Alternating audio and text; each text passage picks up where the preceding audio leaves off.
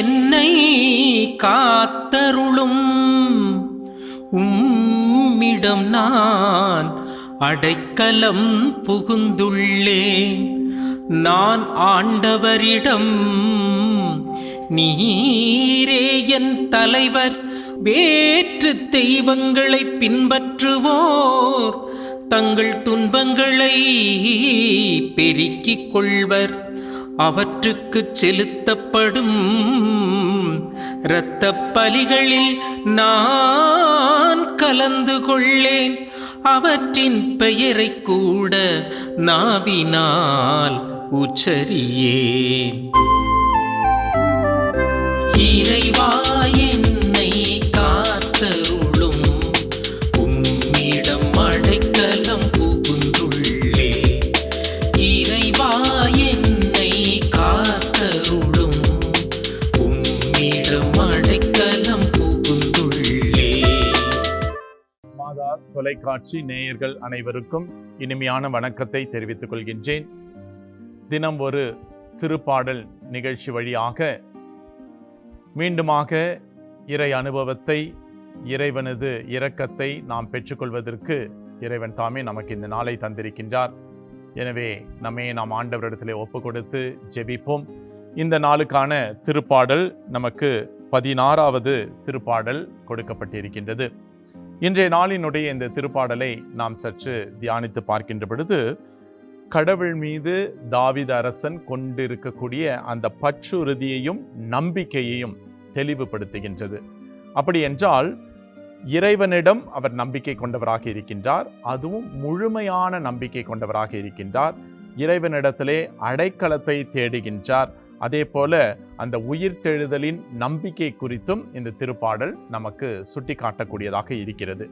அப்படி என்றால் இந்த நம்பிக்கை வெளிப்படுத்தக்கூடிய இந்த திருப்பாடல் நமக்கு வாழ்வினுடைய ஒரு சிகரமாக காணப்படுகிறது. அதுதான் தாவீது அரசனுடைய வாழ்க்கையிலும் கூட நாம் பார்க்கக்கூடியவர்களாக இருக்கின்றோம். அப்படி என்றால் நம்முடைய வாழ்வின் சிகரத்தை அடைய வேண்டும் என்றால் அந்த கடவுளிடத்தில் இருக்கக்கூடிய அந்த பற்றுறுதியும் நம்பிக்கையும் நாம் வளர்க்க வேண்டியது ஒவ்வொருவருடைய கடமையாக இருக்கின்றது. இதை செய்கின்ற பொழுது இறைவன் பல்வேறு விதங்களிலே நம்மை வழி நடத்துகின்றவராக இருக்கின்றார்.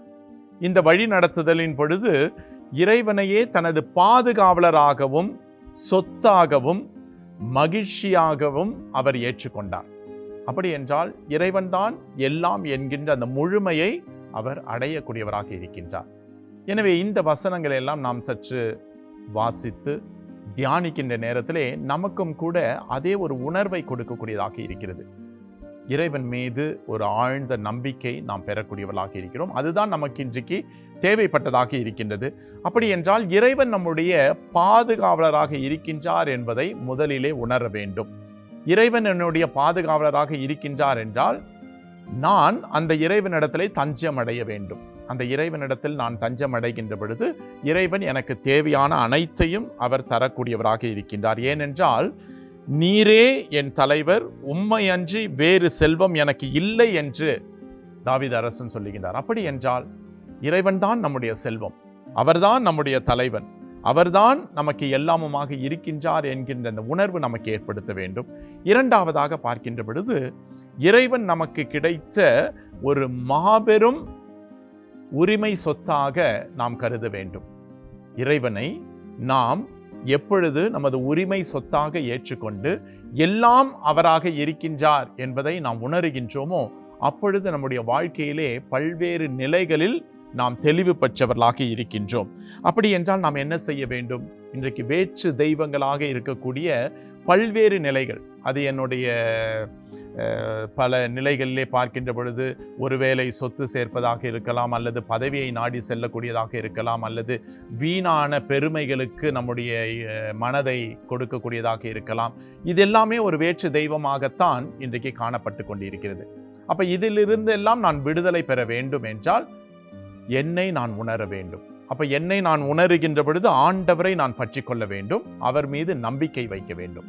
இதை நமது வாழ்க்கையிலே நாம் கடைபிடித்தோம் என்றால் பல நிலைகளிலே நாம் நம்மை சுற்றி இருக்கக்கூடிய தேவையற்ற பல நிலைகளிலிருந்து நாம் விடுதலை பெறக்கூடியவர்களாக இருக்கின்றோம். அந்த தேவையற்ற பல நிலைகளை நாம் எப்பொழுது அதற்கான நேரத்தை ஒதுக்கிட்டு அதற்காக நாம் நேரத்தை செலவிடுகின்றோமோ அப்பொழுது நம்முடைய வாழ்க்கை ஒரு இருண்ட நிலையில் காணப்படுகிறது. எனவே இந்த நிலையிலிருந்து நாம் விடுதலை பெற வேண்டும். மூன்றாவதாக பார்க்கின்ற பொழுது இறைவனோடு இருக்கக்கூடிய அந்த வாழ்வு என்று சொல்லுகின்றது ஒரு நிறை மகிழ்ச்சியை தருகிறது.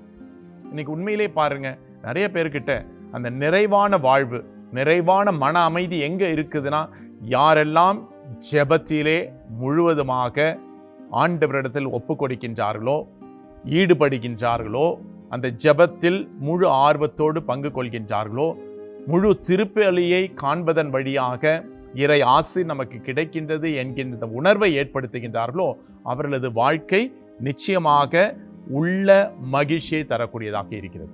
அப்போ அந்த உள்ளத்தில் இருக்கக்கூடிய அந்த மகிழ்ச்சியை நான் உணர வேண்டும் என்றால் நிச்சயமாக எனக்கு இந்த விசுவாசம் தேவைப்படக்கூடிய ஒன்றாக இருக்கிறது. அந்த விசுவாசத்தை நான் ஏற்றுக்கொண்டவனாக இருக்கின்றேன் என்றால் என்னுடைய ஜெப வேலைகளை நான் அதிகரிக்க வேண்டும். அப்போ இந்த ஜெப வேலைகளை நான் அதிகரிக்கின்ற பொழுது ஆண்டவர் தாமே என் உரிமை சொத்து, அவரே என் கிண்ணம், எனக்குரிய பங்கை காப்பவரும் அவரே என்கின்ற அந்த முழுமையான நிலைக்கு நான் செல்ல வேண்டும். டோட்டல் சரண்டர் என்று சொல்வார்கள், என்னை முழுவதுமாக அர்ப்பணித்தல்.